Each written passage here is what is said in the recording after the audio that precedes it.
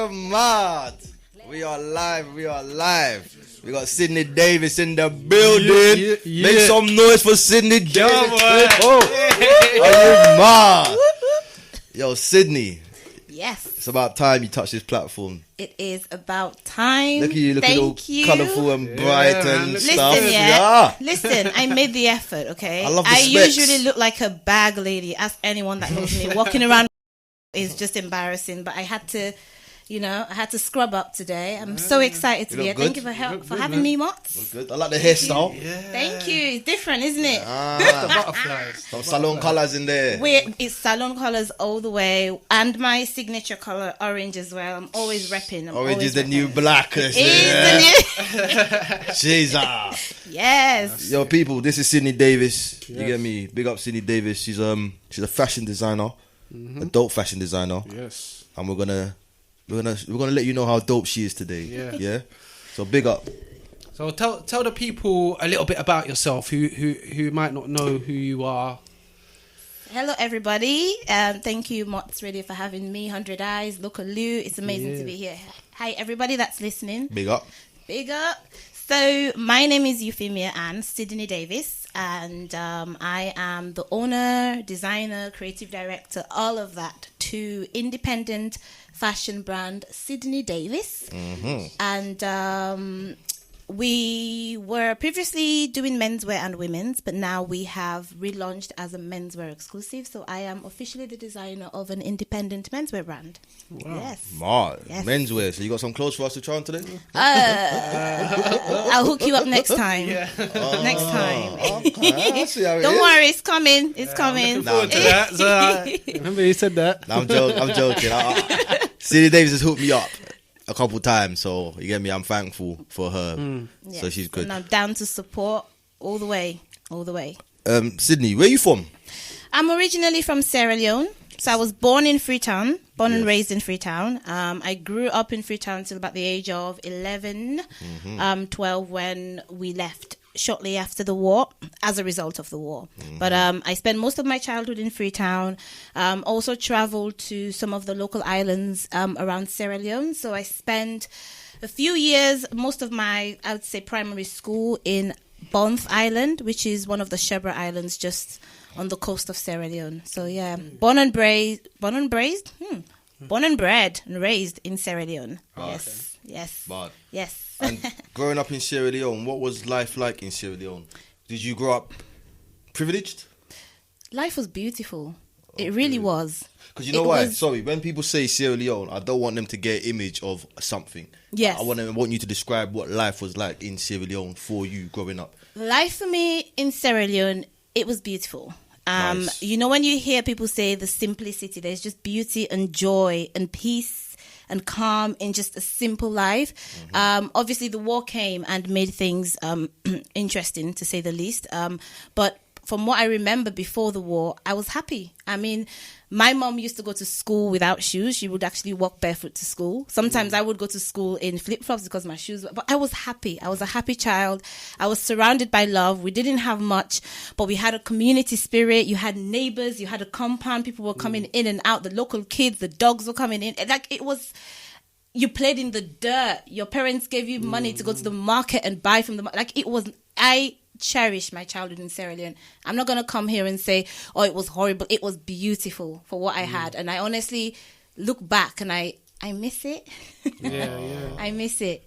With all our troubles, life is beautiful back there. I would trade a lot to go back. Yeah. So how did the war change that? What was the war about as well? What actually happened? I was actually hoping to have a conversation with my mom before I came, because she knows quite a lot about the war. One thing a lot of people don't know about me until now, actually, so this is a big scoop for you guys. I suffer from memory loss.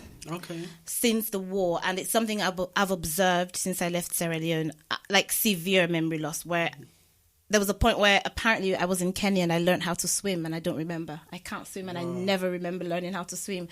And 100 eyes. So I don't remember a lot of factual things from Sierra Leone. So, but it was a devastating time. I just remember as a child, we knew that there was some, commotion happening. We lived in Freetown at the time in the rural areas, and the rebels had formed to overthrow the government. There's lots of reasons behind it, but I know, of course, the diamond trade and how that was funded all contributed to that. But I just remember one day out of the blue, nobody in Freetown was expecting it. It was a Trojan horse. No one was expecting it. And the rebels just invaded. They actually invaded wearing civilian clothing. So they all dressed, and some of the villages that they had sort of pillaged, they forced the local people to flee, and they hid amongst them. Okay. So they're all in plain clothing. So one night, I remember late at night, we heard, my mom woke me up. What is that noise? And we looked out our window and we just saw crowds of people. And we thought, okay, these are people from, the neighboring areas that are experiencing conflict, as we were aware it was coming closer to Freetown, that will come in, not knowing that they were all the rebels mixed with civilians mixed in there. And by the morning, Freetown was in siege, and just take it from there. It was horrific. Do you know what the war was about? I don't know, really. I don't know. I have some idea, and I know might seem shameful for me to say, but I have some idea, but I don't really know the details. Maybe you can educate me, actually. I think we will leave it for another episode. No, you know what? Yeah, let's just get to know Sydney Davies. Yes. That was just Yes. So, Sydney Davies, where did the name come from? Sydney Davies. Okay, so I am an only child to my parents. I lost my dad at the age of 9. He was a missionary. He was a Christian missionary, and he was actually where my art inspiration comes from. He was the artist in the family, and he encouraged me. He had opportunities to study abroad. He was offered scholarships from the States, and he turned them all down because he was a man of God and he just wanted to preach. So they went around. Actually, amen. It was on his travels. Amen. God bless him. Rest in powers. Yes, amen. Yes to that. It was actually on one of his journeys to Banff Island, which I mentioned earlier, one of the islands I grew up on, that his boat capsized and he never made it to us. So as an only child, for me, my dad was so impactful in the Sierra Leonean community. Even times when I go back, especially amongst my mom's age group, when you mention Sydney Davies, a lot of people know Sydney Davies. He was really influential in Freetown. Went around to a lot of the schools, knew him. So anyway, in a nutshell, when he died, it was a way to honor him because he was a great man. As an only child, traditionally, if you do get married, you might take your husband's name and things like that. So it was a way for me to ensure that his name lived on. So Sydney Davies, legacy. Yes. Sydney Davies isn't just a name. And I got feedback and people were like, yeah, it actually sounds like it could be a fashion house name. And I thought, bingo, that's it. I love that. Thank you. Thank you. So rest in power, Sydney Davies. Rest in powers. He was a great man. He still lives on. He lives. He lives on, and he will live on forever by God's grace. Powers. So you said he sparked the artistry in you. Yes. Into becoming a fashion designer. Yes. Was there other stuff along your travels which helped spark that as well? Or did that come out of when you were in Sierra Leone? Did you start with the fashion idea then? Well, I actually had no idea that I was going to go into fashion. I've always been aware that I'm a creative person. I think I'm positive that's a natural talent. My dad used to bring colouring pencils and things for me, church supplies. Yeah. Take the church supplies and bring me paper and colour. So he really nurtured that. So from an early age, I really got to hone my natural skills, and art and design is something I did at school, primary school, all throughout, and it was my favourite subject to do. It's the one I excelled at. But after leaving Sierra Leone and going to Kenya, where we spent 3 years, and then we came to the UK, all through that time, I hadn't really figured out what I wanted to do. And to be honest, with all the disruption for Sierra Leone, I think my mom was just focused on just trying to get me settled, It was only when long and short of it is, when I came to this country, I was put in year 10.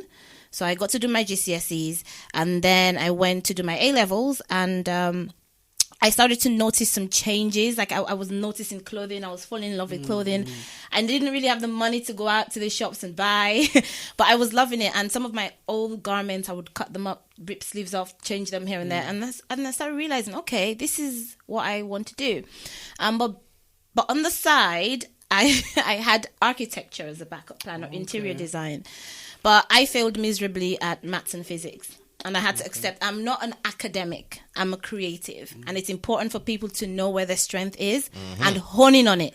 So I had to be like, okay, I can't do the maths and the this and that. I don't have to. I can create things with my hands. That is healing. To make something with your hands, you know. So I decided to do a 1-year foundation course in fashion and design just to get an idea of what it would be like. I finished it and I was like, yep, I'm ready for university. Let's do this. And for me, that was my eureka moment. Everything fell into place for me then. Yeah. So yeah, took a while to get there. Oh yeah, no, that's sick though. That's really good, man. Thank you. Could you always draw?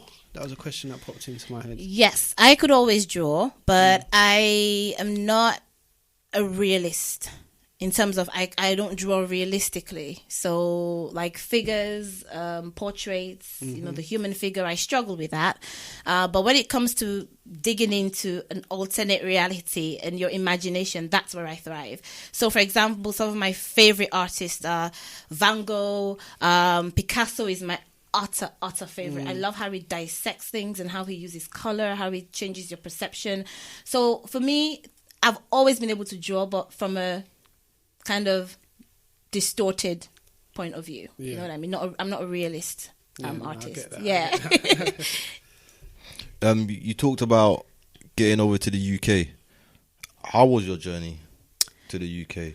Because you said your mum's trying to get you settled. Yes. So talk to us about... Did you go to a few places before you came to the UK? No. Okay, so when we left Sierra Leone, Gambia, beautiful, peaceful, amazing Gambia, opened their doors to Sierra Leonean refugees unquestioned and said, we'll take you in. Gambia's next door, right? Gambia, yes. I think, you know, not immediately next door, one country. Okay. And then Gambia.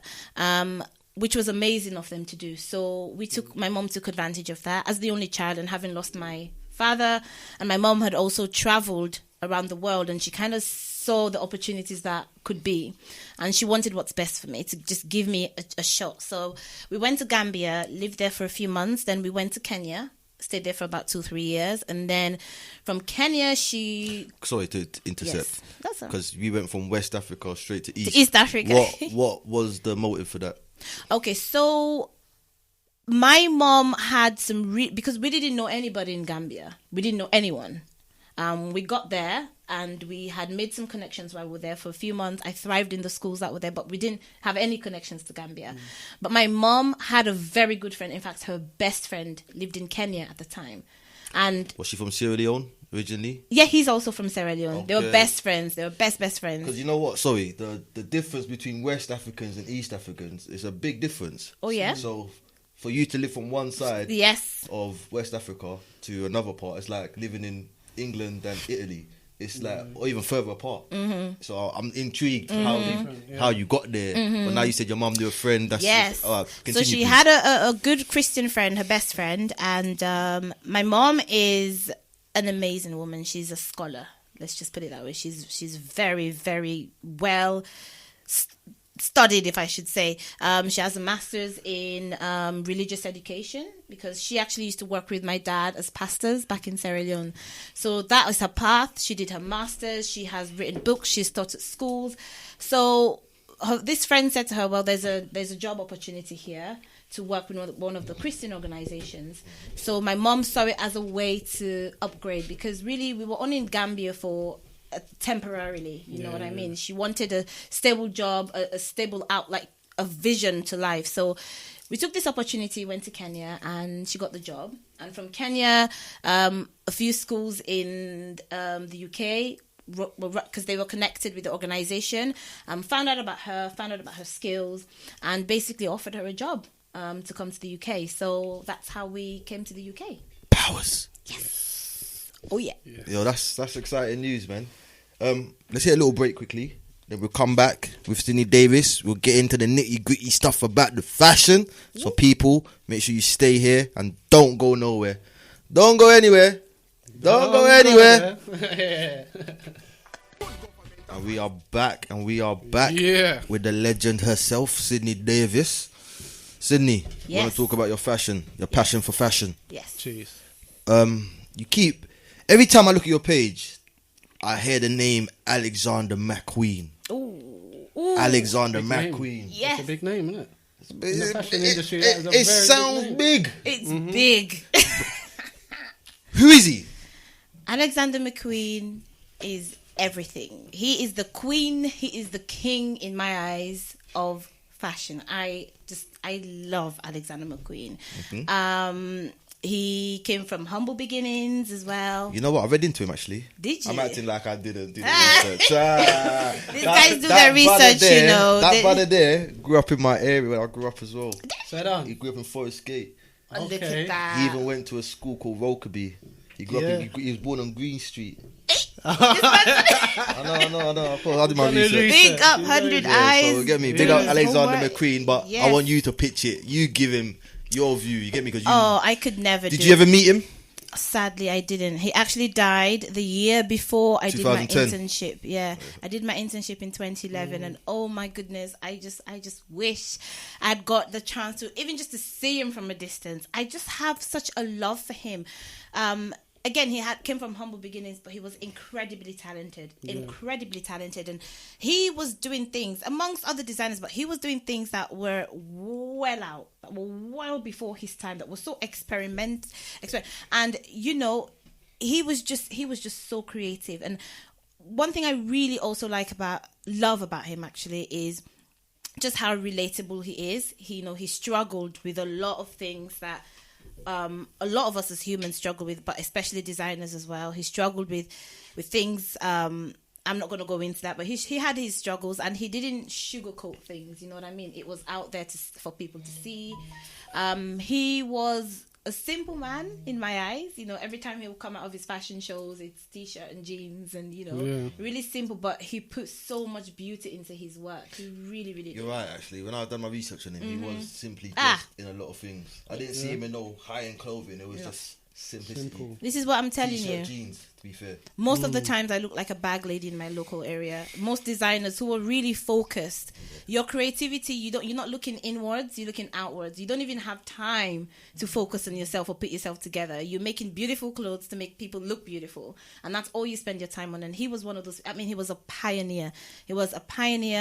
Thank God to Isabella Blow, a fashion icon, who gave him a chance, because Alexander Mcqueen graduated from Central St. Martin's, and his first collection had some criticism, but Isabella Blow, who is a fashion icon of that time period and still today, bought his entire collection. She was in the audience. She bought his entire collection and just gave him that springboard. And they were just a formidable duo. So I'm so grateful to her and Alexander Mcqueen. Sadly, I didn't get to meet him, but I got to not personally meet Sarah Burton, who is the legend who's taken over. She was Alexander McQueen's muse for over 20-something years, and they worked together so naturally. And when she took over her first collection, it's like Alexander McQueen was still alive. It was chilling. It was so good. And I got to see her from a distance. But it was worth it. Yeah. How did the opportunity come about? Did you apply for a load of internships, or did that one come about sort of randomly? That was actually the only internship I applied for. Wow. It is an amazing story. So, what drawn you to the school? To Alexander McQueen? Yeah. Well, he's always been my favorite designer. Even in Sierra Leone?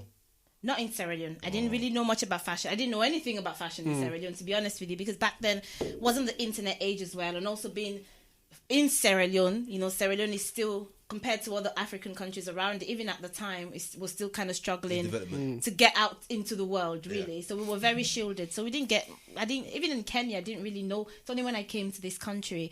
But he was amazing. He really was. And sorry, coming back to your question about how I got it. So he was my favorite designer, favorite holy grail of designers. And I just took a shot. So let me apply. I was coming to the end of my final year in university and wanted to do a placement. And I applied. It was the only place I applied. I put all my faith in it and I prayed, and I was convinced that I need to be here. Yeah. And God came through. He came through. I wrote the letter, and they asked me for an interview, which was amazing because some of these brands, you write to them, and for several reasons, you might never hear back. And I heard back, and I went for my interview. Funny story actually, I was asked to take a couple bits of my clothing that I've made, as rudimentary as they were and basic at the time. I was asked to take them in to my interview. Mm-hmm. I had my interview with the menswear team. It was a guy called Stefan at the time. And I didn't turn up with one or two. I turned up with a suitcase. Actually, you guys know I turned up with a suitcase today as well. There's one sitting in there. I turned up with a suitcase, and this guy, he was very, your fashion, quite quiet and reserved, but just amazing. This is an amazing menswear designer. And he looked at me, and I was all flamboyant and energetic. He sat down with me in the room. He's like, okay, show me what you got. Tell me what you want to do, your interest. I talked to him. And then I just kept getting things out of the suitcase, like one after the other. And then he nicknamed me Mary Poppins. Because it's like, look at this girl. She wants it. I went in there wanting it. My personality radiated through that place. My hunger, my drive. And he was like, you know what? You were amazing, but you're too much for me. So you've got so much. And I'm going to put you over there with Nora, who was the women's wear. She was working with women's wear. Mm-hmm. So which actually worked out better for me because I really got to learn how to make garments because she was the one doing the pattern cutting. So yeah, that's how it went. Did my interview. I left, and I think I'd left for about 15-20 minutes after my interview, and they called me. Wow. And they were like, we want you to start. And I basically called my mum and dad and screamed down the phone. That's the powers there. You went there with the powers. You have to wait 3-4 days. I have to call them back. 15-20 minutes. I was barely out of the area. How long was you at the school for? I was there. It was supposed to be an internship for 6 weeks, but I was actually there for going to 6 months because they wanted me to stay. So I stayed. So what was your sort of roles and responsibilities within that? I was very fortunate because a lot of people that intern with fashion houses tend to get to do a mixture of things that don't really help them sometimes, and some exclusively just end up, to be honest, getting coffee and teas and photocopying and that's things like that. That's what I normally hear about internships. You're that person. And send that boy. Again, I feel like God was just shining down on me. I'm a great believer in having a good heart, having a clean heart, and being in line with God. We're not perfect, but we can try, So because I was shifted from Stefan to Nora, that's the only reason I got to learn what I did, because the interns that were on the menswear side, because he wasn't really doing the pattern cutting, he was mainly doing the research and the theory. They mostly got to do research and so but I just by God's shifting, I got to be with Nora, and all day long we were doing patterns, making clothing, working on the models. I got to be there for one of the fittings with some of the models. She taught me the whole process about doing your patterns. I didn't even know that they would send it off to the factory and get a sample made, and then the factory sends it back, and then they will have a fitting with the model, pin it here, tuck it there, send the garment back to the factory, get someone to adjust the pattern. So I got to learn so much, and that was only by God's divine intervention. Yeah, I'm already getting the sense that it was meant to be. A lot has aligned to get me here. Destiny. Yeah. I want the guys for that. I see what everyone's saying, but I'm still here.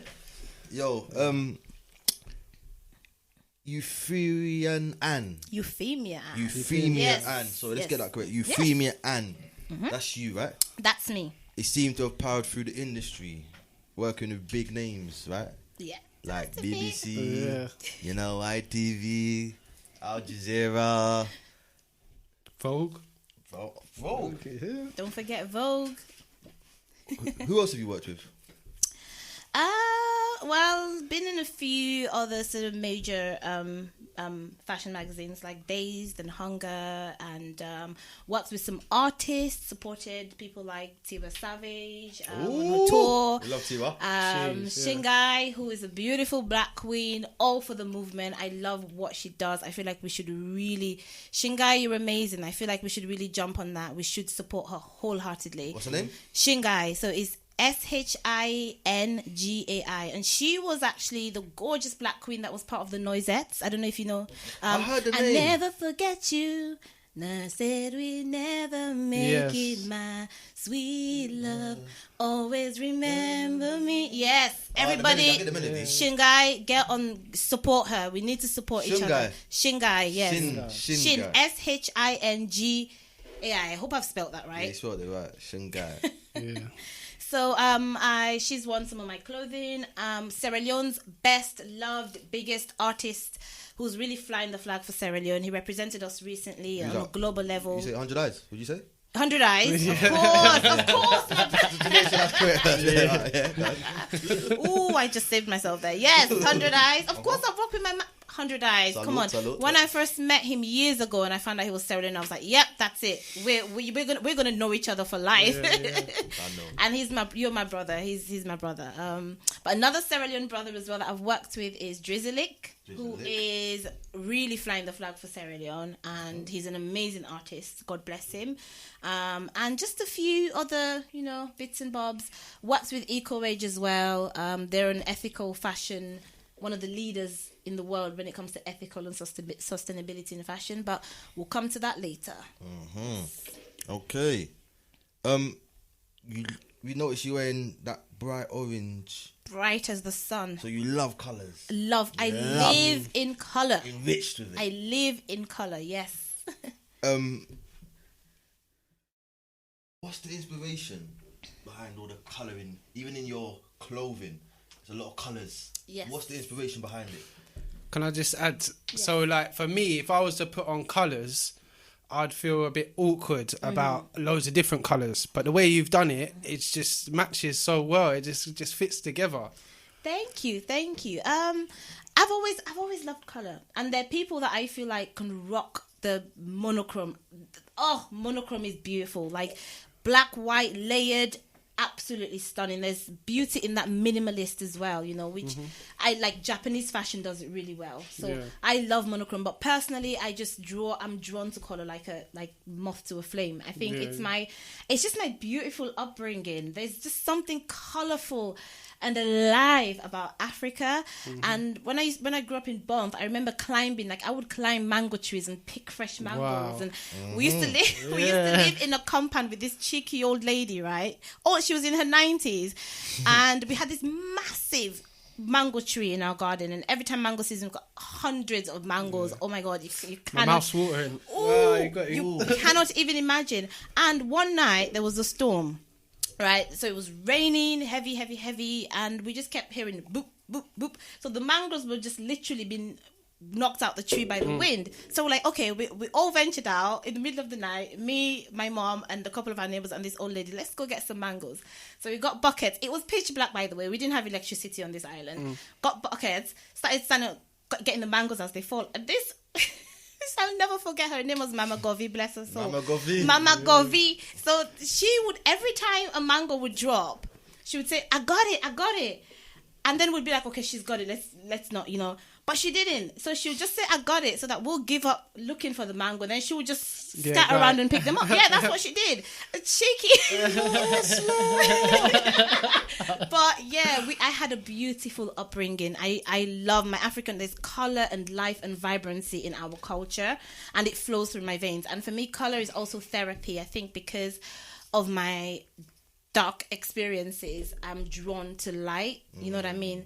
I never understand people who have had terrible, histories, but want to continue propagating that and like inflicting that. For me, I'm like, okay, color makes me happy and it makes people happy. So. And you're wearing orange. Orange is the signature. You know what it is? I can see why you're wearing orange. Why? Tell me. Yes. Orange is like you learn to govern your emotions. And you know what? For me, knowing you to where you are now, I see the growth and I see how you control that. Definitely. So I have grown in the past years. I am still I've got strong opinions, can be strong-headed sometimes. But I have really grown over the past years, especially as a businesswoman. And I've made some mistakes, but I'm learning how to... what I should say, what I should put out there, and I've grown a lot. I've matured a lot over and he will account for it. He's known me for years. No, I'm very proud of your growth. Thank you. I'm very proud of yours. This is beautiful. Yeah. Thank you. He's blushing. You guys can't see. So you said about Sydney Davies and it being, I'm guessing it was a women's and men's brand, yes. and now you've gone more to the men's clothing. How did that come about and why? To be honest, that's where I should have always been, right from the beginning. I had more of a vision for menswear, but women's wear at the time seemed popular, and which is actually a good and a bad thing, which I've noticed over the years. The industry is oversaturated with women's wear designers. We need more menswear. And when it comes to, over the years, when it comes to me designing a collection, I'll actually, within Jet, I would have finished designing the menswear collection. And then I will need to dive in deeper, refine things a bit more, look for some more ideas for the women's side of things. So it's just organically come along, and also just reducing all the clutter, really. And I was just doing too much. I was doing too many different things, too many different pieces. Burnout happened so much. And I just thought, you know what? I'd rather zone in on what I know I can do really well. And it's quite unique, I've heard, since I announced that I was going to do menswear, to have a female menswear designer. Apparently it's not that common. So that was quite interesting to see a woman make clothing that men would want. It's just, that cross. That's weird to say that though, because women, when they dress men look good, man. Yeah. So it's weird to hear that. Yeah. Sorry, let's go back to 1 second, because you took that year of growth. Yes. Why? And what did you strengthen in that time? Okay, so the brand was doing really well, actually. It was doing better than I could keep up with. The demand was there. I needed to produce more. My first collection that hit the shops was sold at Wolf and Badger in Mayfair on Dover Street. So it was like prime location for independent brands. Sold out within a couple months. My entire collection sold out.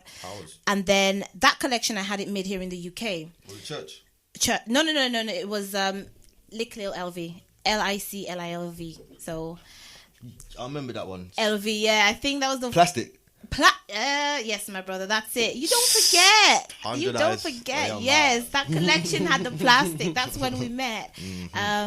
So yeah, I made that collection and it sold out. And the next step was like, okay, I need to get more stock made. And that's where everything started to fall apart. That first batch of stock I'd made in the UK, just to get started, because you do need time to look for manufacturing outside the UK.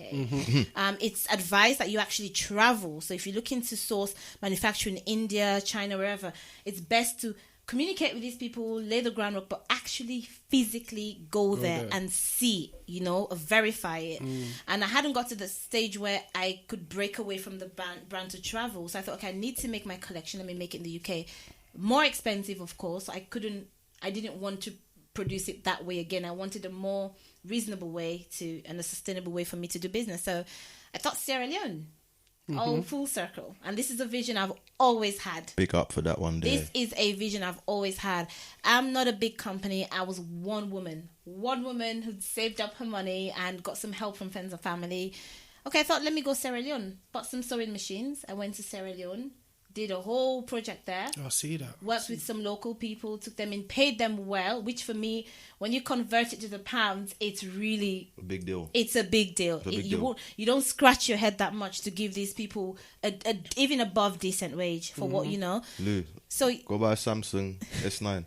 We're talking millions, dog. Yeah. Millions. What's the currency? It's like, I think at the moment is it probably at 12.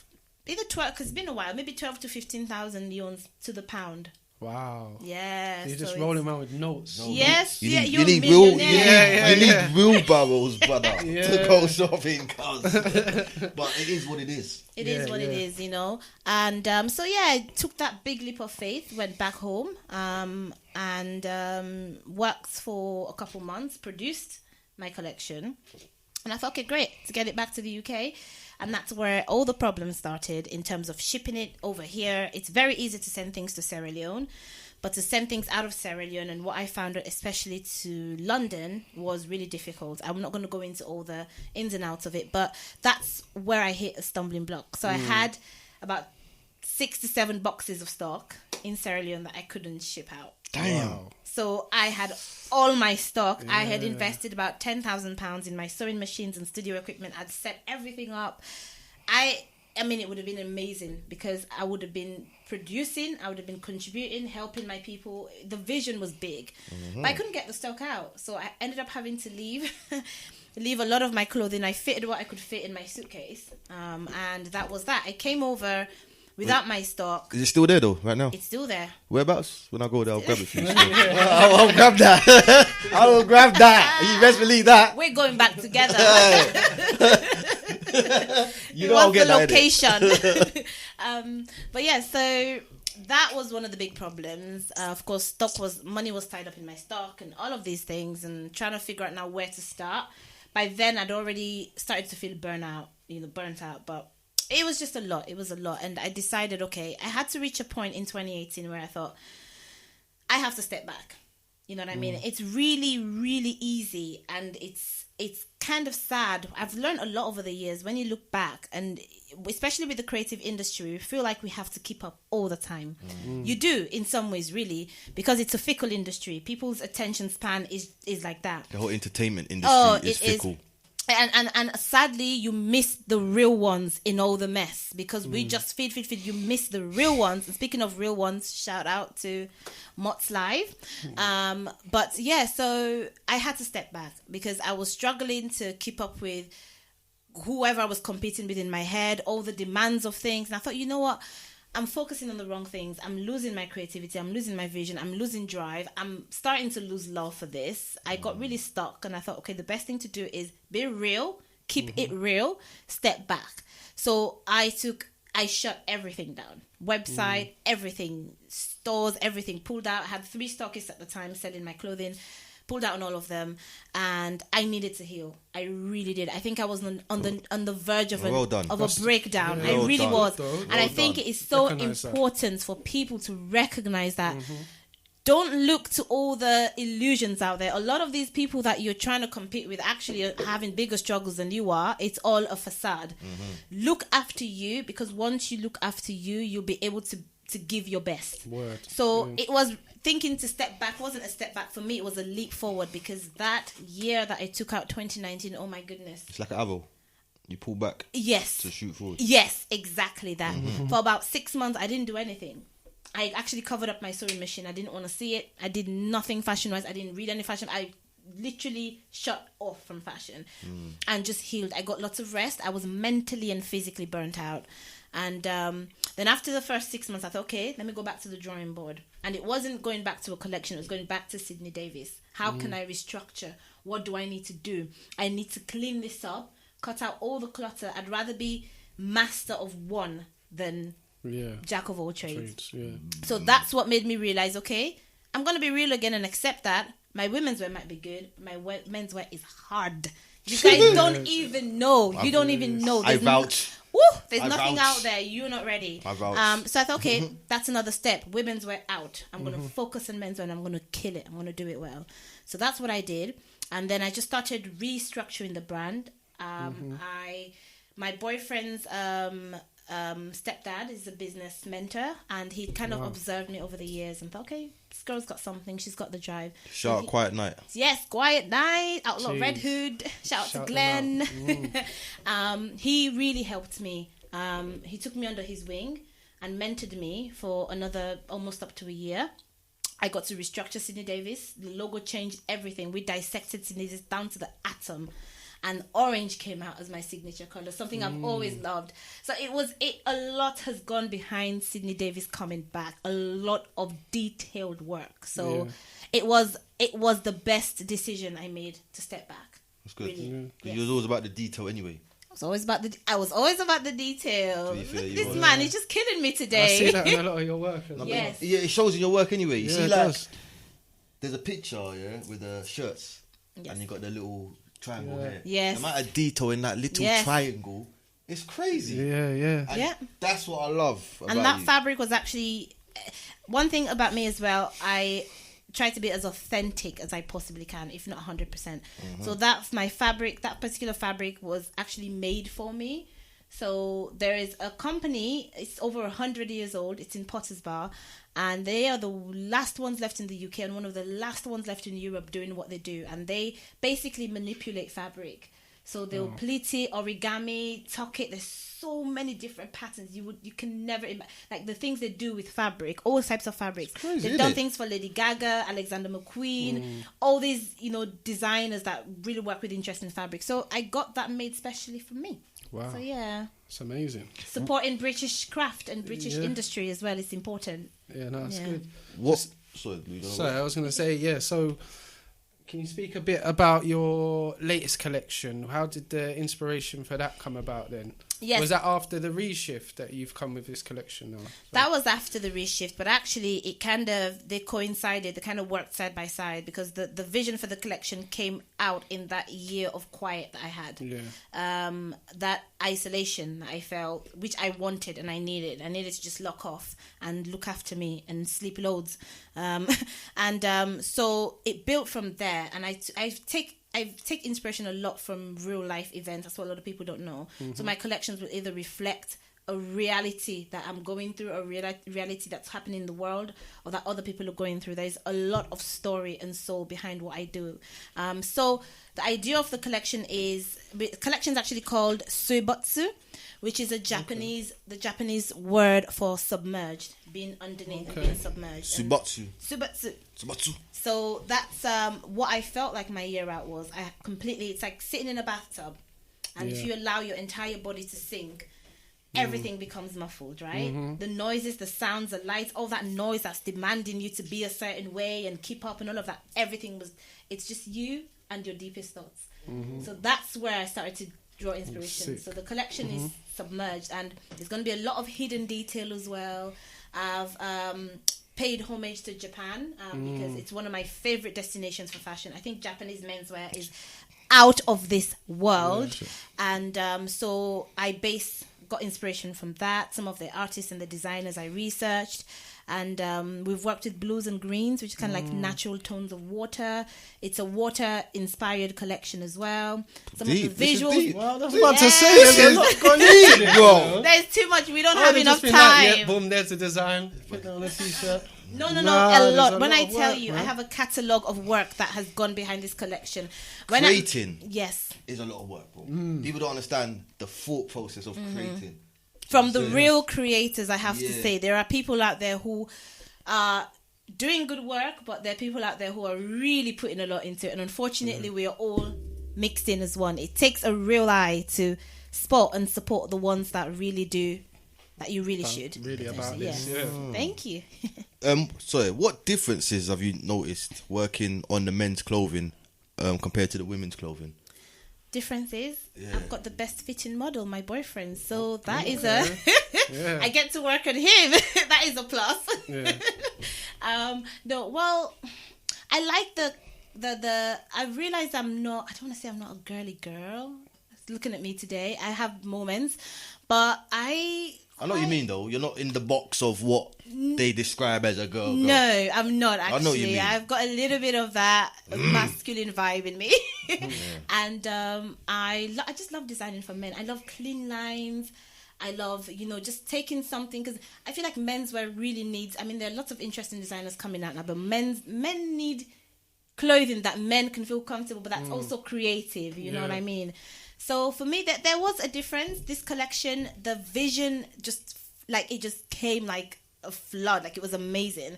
And it's been so easy to work on. Are the shirts that you've got on Instagram, are they part of the collection? No, they're not. The collection actually drops.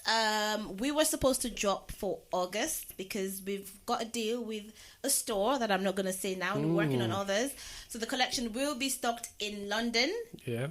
In a store and also in New York. So that's already been settled. We're looking to work with other outlets as well, and there's nowhere we're aiming right to the top. There's nowhere we're not going with this collection. So you might see us in Selfridges one day, who knows. Jeez. I can see that, to be fair. 100%. The quality of your clothing, definitely. Thank you. It's top notch, mate. Thank you. Probably better than Selfridges, some of the stuff I've seen, if I'm being honest. If I'm being honest, not to blow your head a bit, but to be fair, your stuff is good, man. It's really good. I can't deny that. Thank you, appreciate it. Thank you, guys. What's your creative process? What is the first boom, the spark? What do you do after that? You get the spark.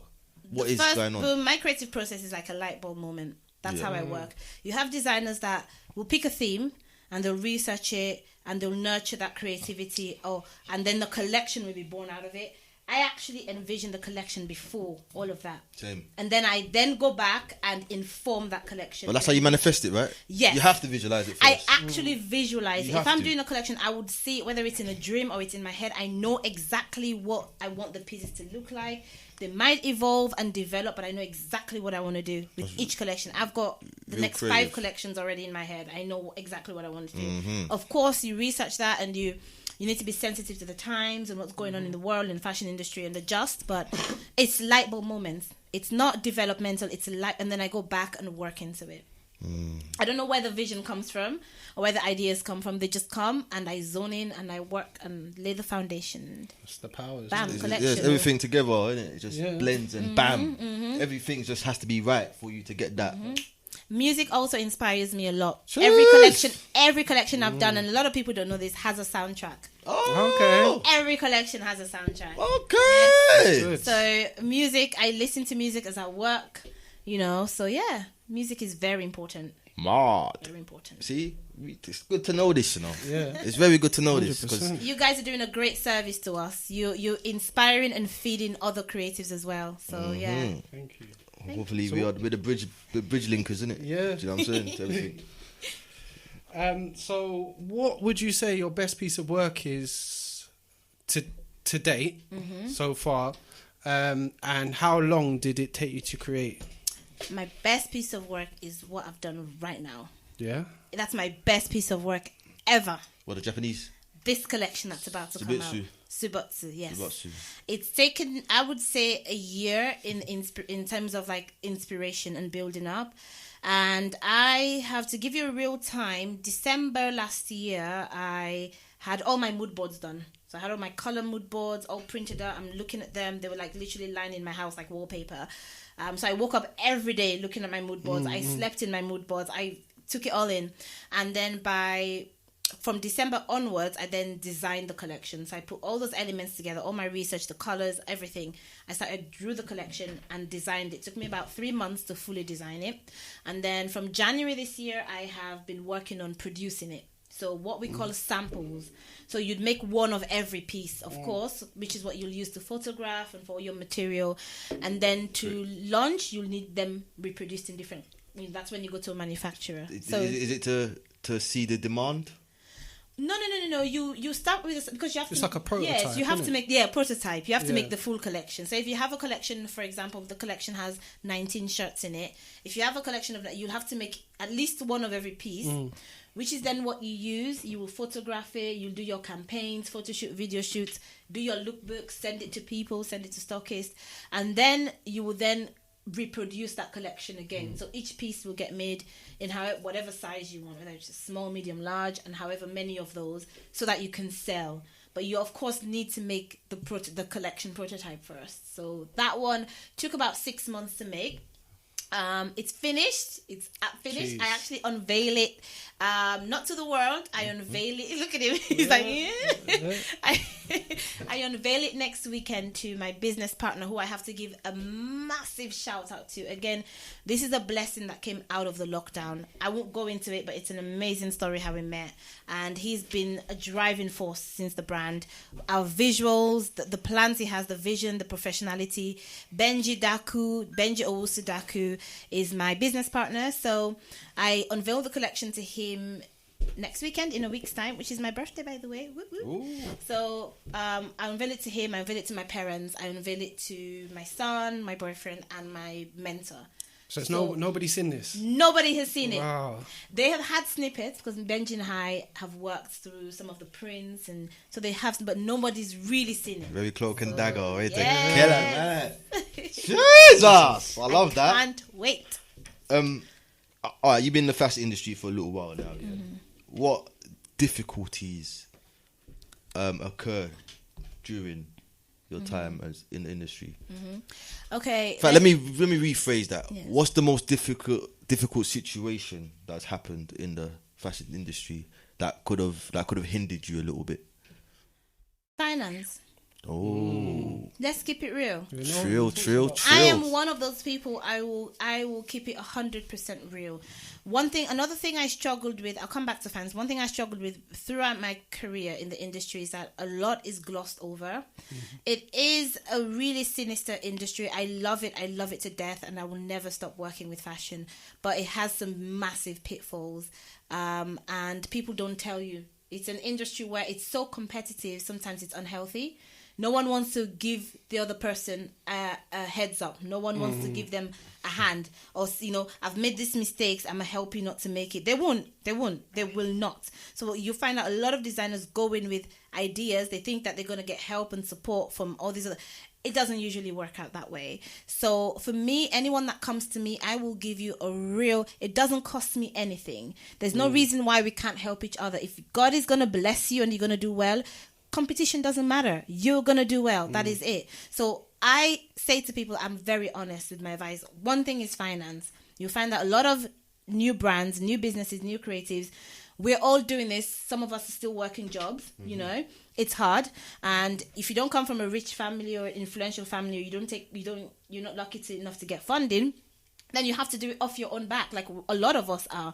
So it's like trying to find that balance between, okay, I need a job to earn money to fund my passion, but at the same time I can't work too much because then I won't have enough time to work on the passion and it won't grow. There's so many difficulties. There's so many difficulties, And another challenge that I faced within the industry as a new designer, which I know lots of people listening will relate to, is copyright. Jeez. You find out that one of the mistakes I made, again, nobody warned me about this, but I'm happy to warn you guys. It's all love. One thing I found out, when you're starting out, you're so eager to be noticed by, to be given the opportunities. You can't sit in your corner. Fashion is international. And it's one of those things, it's fickle. If you need your clothing to be seen here, seen there, for people to kind of say, oh, okay, you know what I mean? Yeah.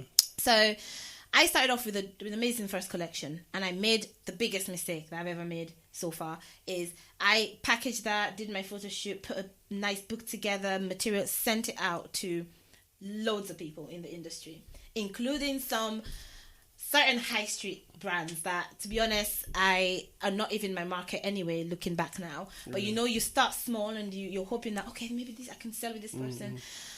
And lo and behold, there was something that I was doing at the time where, as far as I'm aware, definitely in the UK anyway, I was the only one doing it the way I was doing. No one else was working with this particular fabric. I'm not going to say what it is, but I remember, he knows, I remember sending this particular, my work out, and it was just, you get a lot of designers who are fresh. They have the talent, they have the vision. You send it out to these big corporations who, yes, they have people that do amazing things, but you have the raw vision. These corporations are so big. They're just trying to cater to the masses and make money, but you have the art. And you send your work to them hoping that they won't write to you, but guess what will happen? The next thing you'll say on the... And I literally... Damn! I lived that. My mom called me one day and said, oh my... And this particular chain I had sent this work to, and there was no one on anywhere doing what I was doing. The very next year...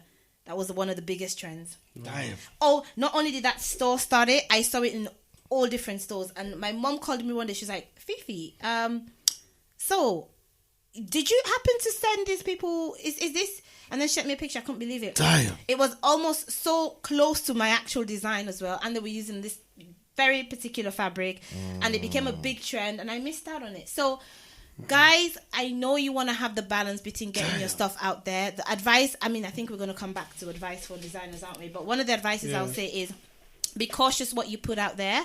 If you have your collection, send just maybe one element of it to just whet their appetite. Protect your work as well. Protect your work.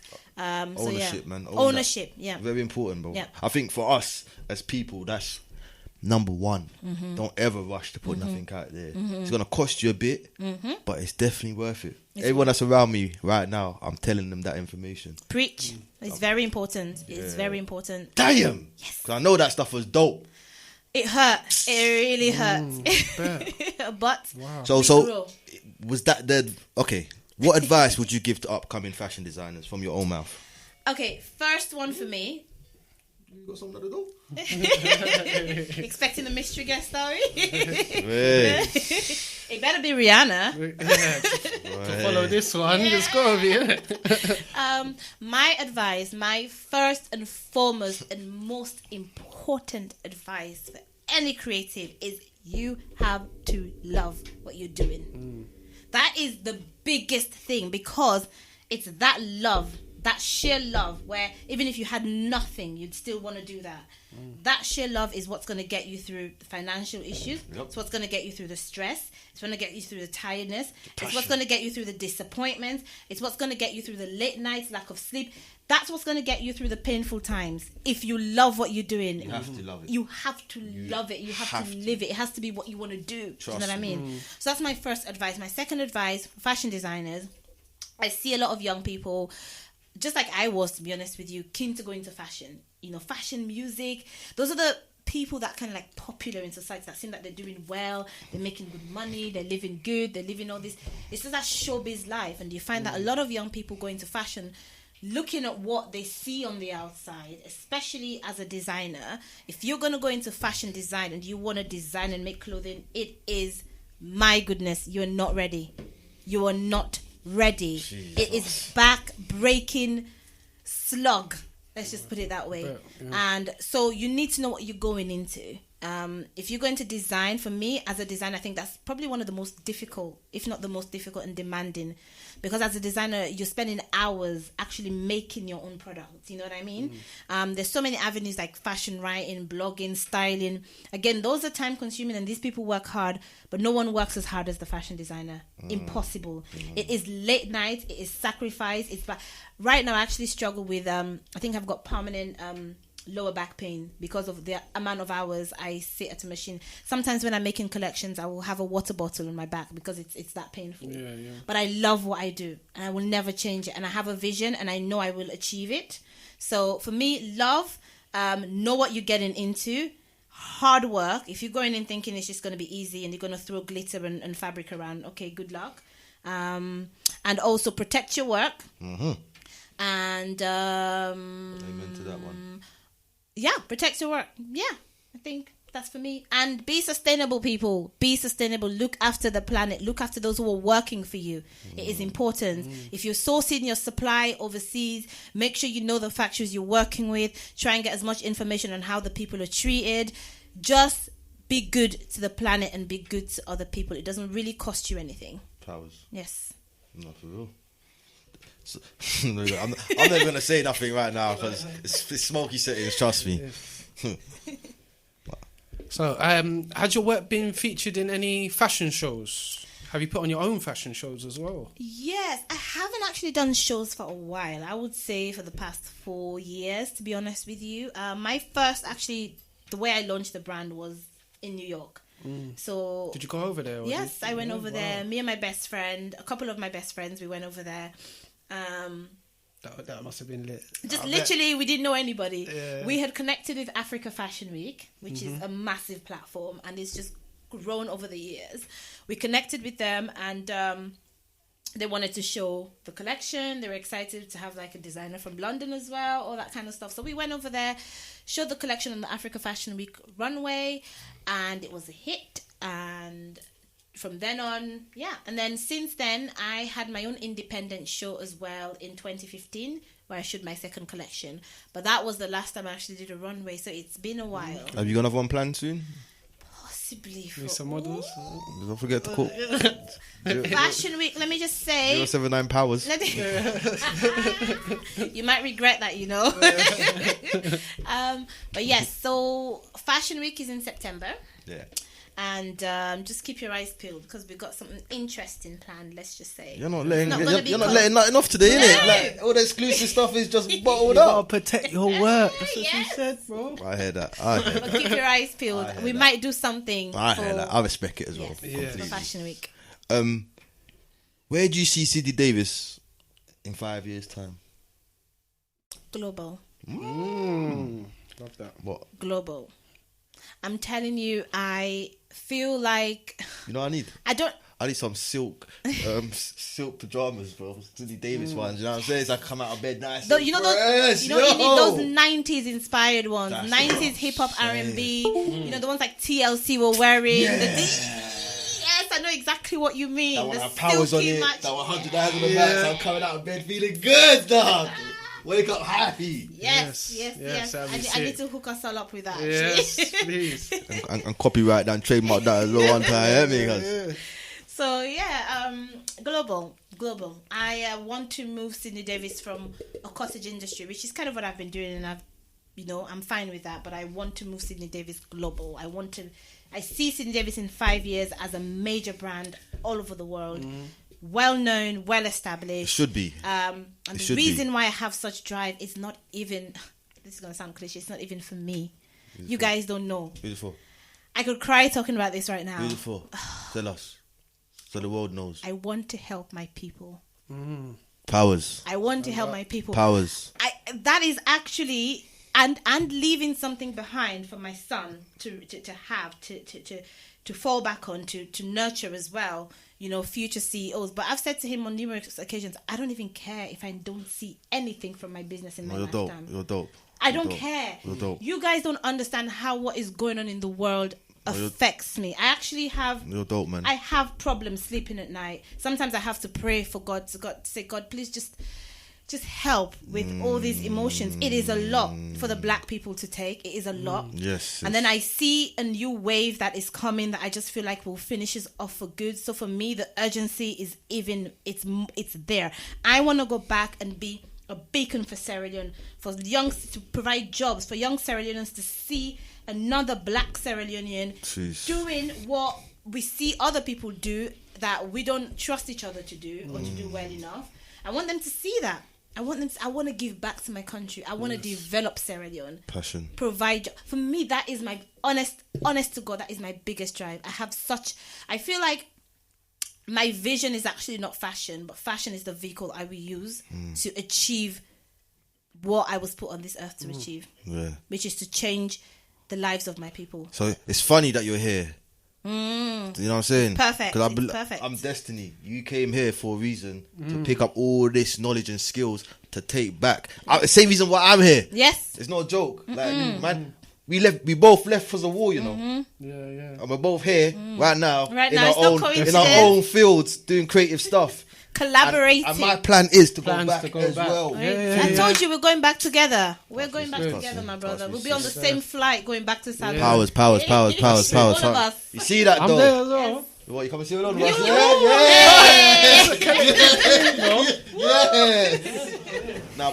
Yeah. Big up for that. I respect that highly. That actually brought a little tear to my eye a little bit as well. But it is what it is, bruv. Because I know the passion of it. Yeah. You know what I'm saying? I know why I do this. So I know you know why you do this. And I felt it in your voice straight away. So big up, man. Respect to the sister all the way for that. So we got to help her achieve that. You get me? By any means necessary. Innit, Lou? Yes. Bam, right? Yes. Bam, right? By any means necessary. Yes. And this is what we're on. Because as you said, you saw a wave that's going to finish us off. Oh, yeah, it's What's coming. What's going to finish us off? What? It's coming. No, it's finishing me off, B. Nothing is. Not necessarily finish us off in that way, but I feel like we really have to wake up. Yes. We have to. Oh my God. Do you know what? If you had, as a parent, if you have a child, right, and there's a flame, an open flame, a candle, and you tell that child, don't put your hand in the flame, you get burnt. That child might listen, but it won't impact them as much as if they actually put their hand in the flame and they get burnt. Pain is growth. They will never do it again. That's how I describe what we're going through as a black community. I feel like we have been in the fire too long not to learn. Too long not to learn to support each other. Too long not to learn to wake up to what is going around us. Teach your children. Empower yourself. Do you know what I mean? Living in ignorance is not going to help us. And what I see from what has happened with Africa, and not just Africa, Black America, the Caribbean, all our brothers and sisters all around the world, we are constantly being exploited. Yeah. But I feel like there's something greater going on because we have been drained, but yet we multiply. Africa has been drained, but Africa is still rich. Africa is still, I feel like Africa is still not, we've not even touched the surface of what lies in Africa. But if we don't wake up and gather ourselves together fast, there's a new wave coming from the East, and it's going to monopolize, it's going to take advantage of Africa, not just our resources, our people, and it's happening right now.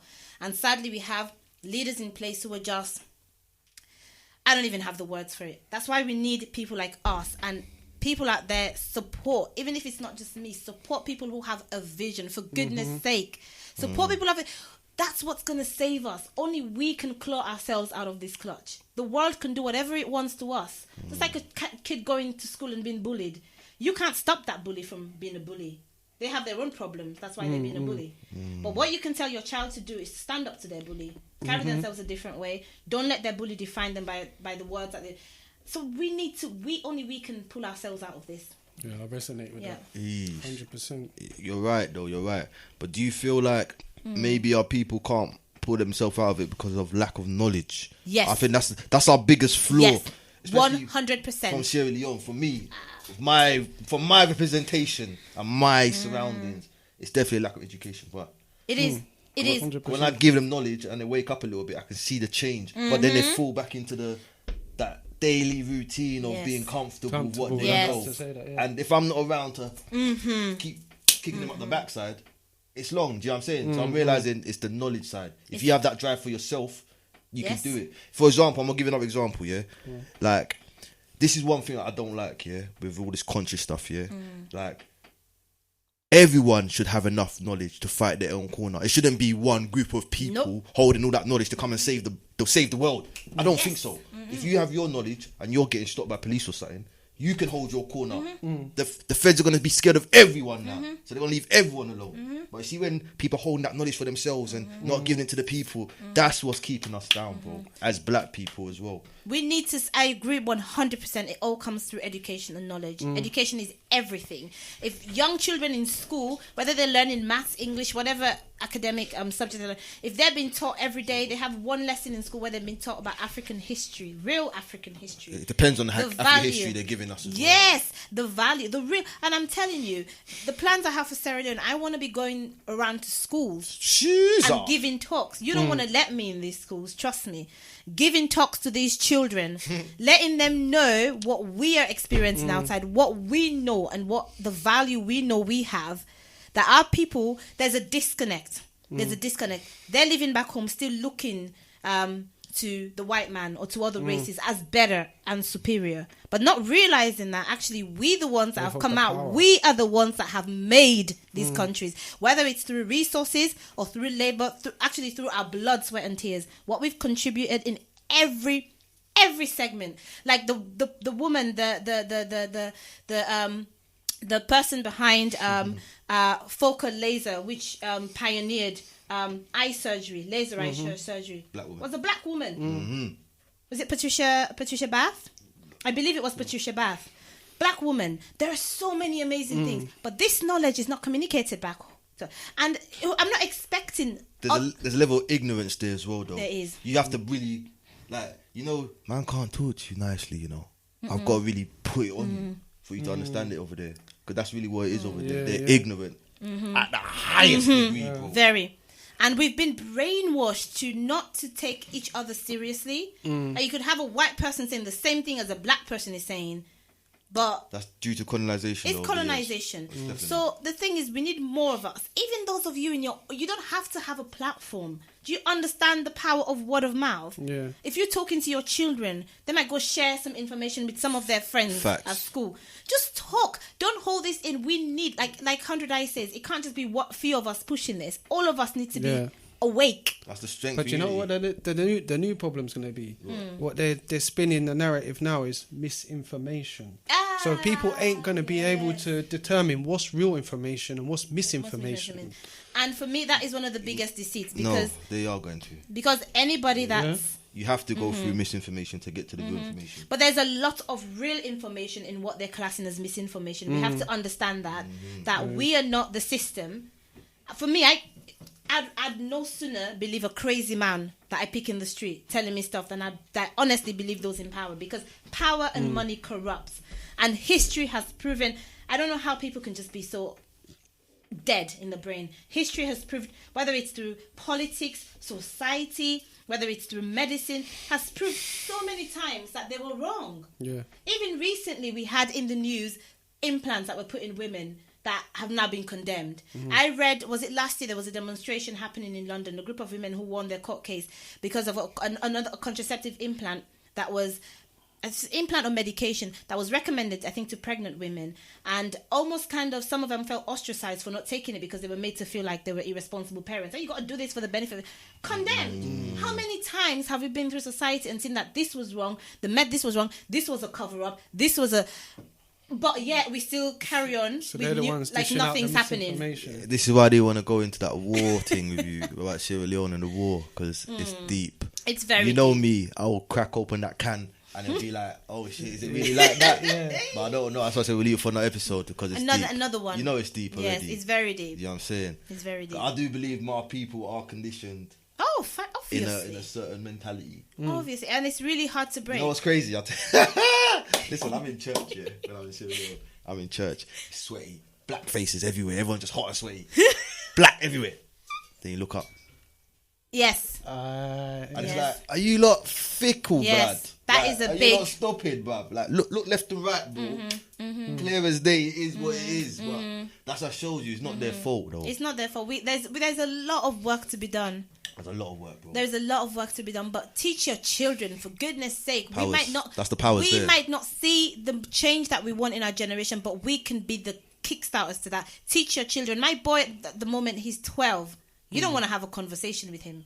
He will never be bullied. Let me tell you that. He will never be made to feel inferior. It doesn't matter who, what, when, where. He has his knowledge. He knows that the melanin that flows through his skin is gold. He knows what the black people have contributed to the world. Say it. You are not talking down to him. Powers. He knows. That's and this it. is the generation that we need to raise, because they're the ones that are going to take up the mantle from us. Thank you, man. Exactly. I love that. Teach I your love children. That. I love that. Yeah, man, because that's what it is, isn't it? Because the eye is the vision. If I give you everything I know to the younger generation now, you're up. You're up straight away. You started on a good pedestal. Yes. Because I didn't have that. Yes. And I can see where it disadvantaged me. Do you know what I'm saying? And it's not even a case of necessarily them having this to challenge the world. It's just them having it for themselves. It should because be you know normal. how many young black boys and girls are growing up with all kinds of inferiority complexes. Some of them are already given up in life and in achieving some of the best, because they think, oh, what's the point? Do you know what I mean? Yeah. So if you instill this you can do anything in them. You know come what? on. I was telling Lou on the way in today, my first racial experience. Tell us. In school. It's sad, man. It's sad. Actually, said it's sad, man. I remember because I came from Sierra Leone. I was kind of fresh off the boat. Oh, wow, yeah. I was a plane. But I was we had money still. First class. My point is, it was a school in Bethnal Green at the time. And I remember it was a little distance where I used to live in Stratford. If you know where Bethnal Green is, it's a little distance. Yeah, so my mum travelled all the way every day for that one day to get me into school. So boom, respect to my mum. Thank you, mum. You get me, because the thing she's done, I realise it now. But anyway, I was on the computer, and I remember the teacher forcefully taking my hand off the computer, removing me from it. And I remember the white kid sat on the chair after for the rest of the lesson. And I remember looking at him like, wow. I couldn't put into words what it was at that time. Why have you come off? Yeah. Wow. And I remember being on it for not too long. I remember that. I remember going home to my mum and said, Mum, I wish I was white. And mum said, what?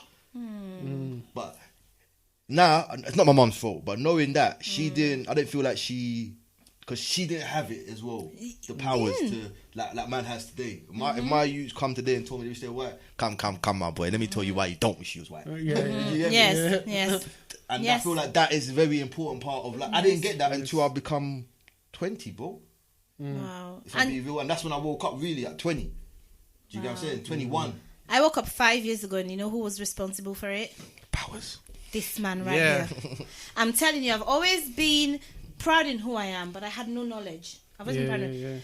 But when I met, oh my God, I can't tell you how many conversations we've had in my kitchen, of everything we've talked about space, this man, every time, and I'll go to my boyfriend, I'd be like, rah, okay, this is too much. It's too much.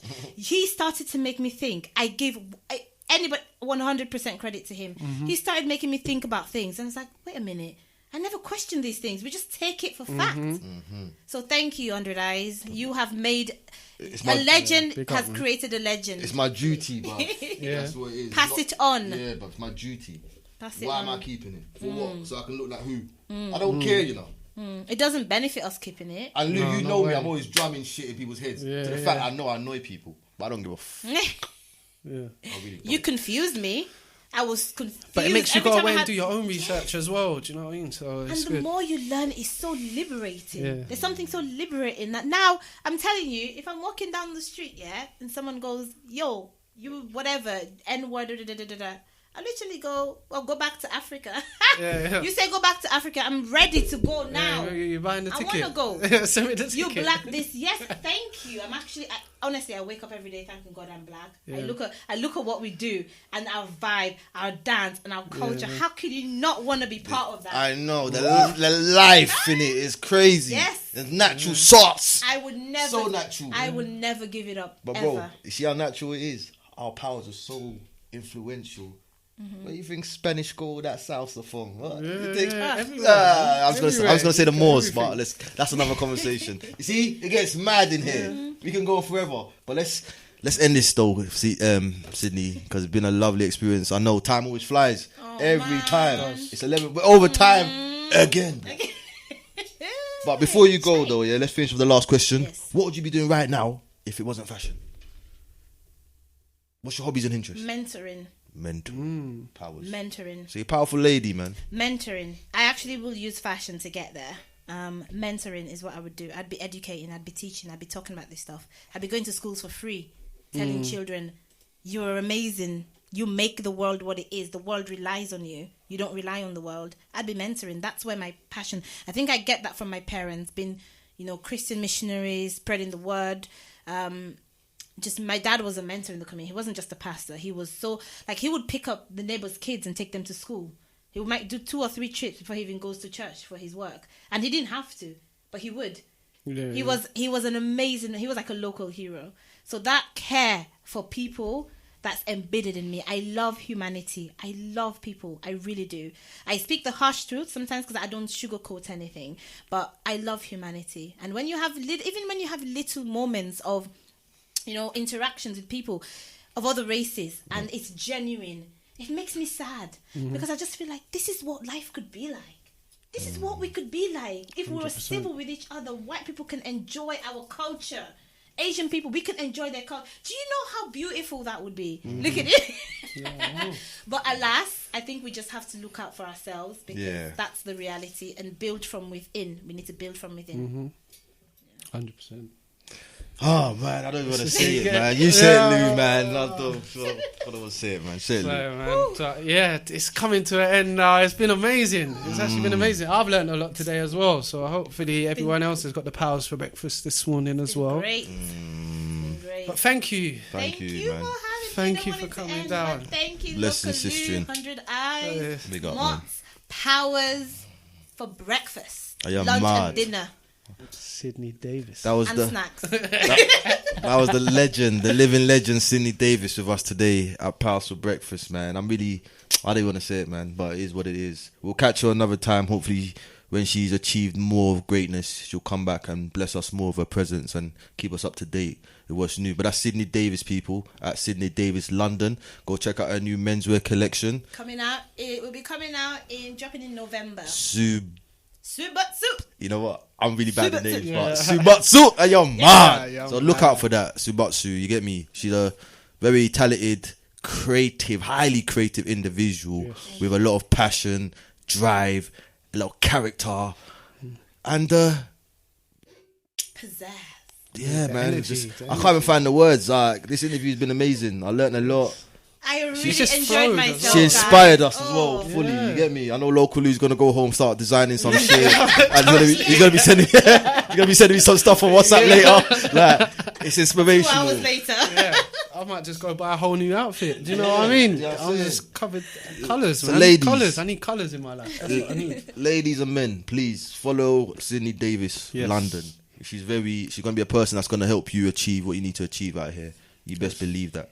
Yo, big up Sydney Davies. Sydney Davies, any last words to your people them before we go? My people, I love you guys. I really do. I love black people. Like, I will walk down the street and I will see someone I don't know and I will smile at them. Like, I will literally make the point to smile at them. You know, that's the energy we need out here. I love you guys. There are many of us out there who love you. One love. Let's demonstrate love and unity. We need it. And God bless you all the black entrepreneurs out there doing your thing. You've got to work 10 times harder, even if you're better. So big up to you guys, because you guys are doing amazing, and keep going. One love. Check out the brand. Yeah. And that was Sydney Davies, people.